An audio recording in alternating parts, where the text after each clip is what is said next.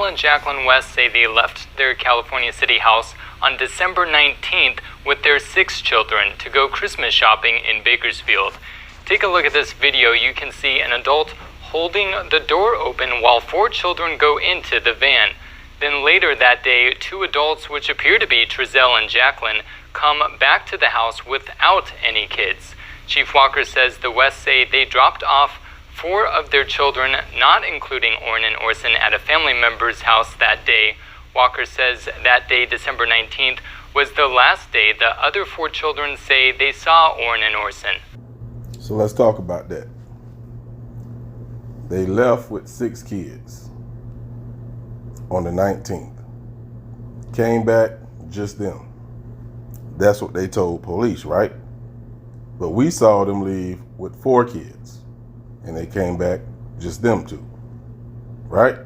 Now, the little kids did state that the last time they saw ORRIN and ORSON was on the 19th. Now, my question is, where were they when you saw them? I wondered if they asked that question, because we didn't see them get on the van.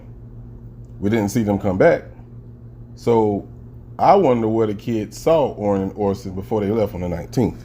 Now, I'm going to rock with what those kids say, because I know they had a 10-year-old. I think the age range was from 3 to 10. I don't know how old each of the other kids were, but they range up to 10. So you really can go by what they say. Now, can they teach them to lie? Of course they can.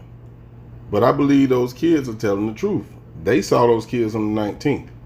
If they saw those kids on the 19th, what time was it and where were you? Was their car at one point towed from their home? Yes. Okay, so if that's the case, did you run the scent dogs through that van? Did you detect that ORRIN and ORSON was in that van? Did you run the cadaver dogs in that van? Those are questions that need to be answered. Now, I know they have 2 vans, and I'm assuming the van that's at their house when the tragedy happened was the one they drove to Cal City. So to eliminate the theory that those kids never made it there, that's a question I'm gonna need answered.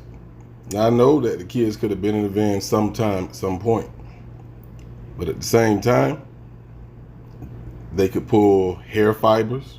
You know what I'm saying? They got forensics that can pull a lot of stuff from that van that will point to the fact that they were there. Now, the time they were there or when they were there, they can't do so much. But we have to start eliminating a lot of things so we can understand and get a better view or vision of what really happened on the 19th through the 21st. We've also, in previous conversations, spoken about surveillance footage. That is correct. Okay. Again, we have hours and hours of that we're reviewing. So yes, but I get briefed. Okay.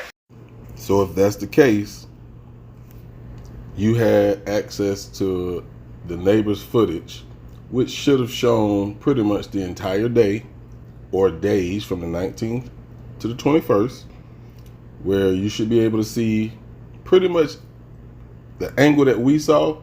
That could show you a lot, right? So with that being said, the fact that you did not see those kids come out that house at no point in the video footage, that doesn't make the damn parents a suspect. Now, normally, when you're asking questions to a suspect, a witness, whatever, and their story don't match with what you know, doesn't that make them a suspect? You can't convict them off of it, but doesn't that make them a suspect? You know what's funny? If that doesn't make them a suspect, why does evidence always lead them back here?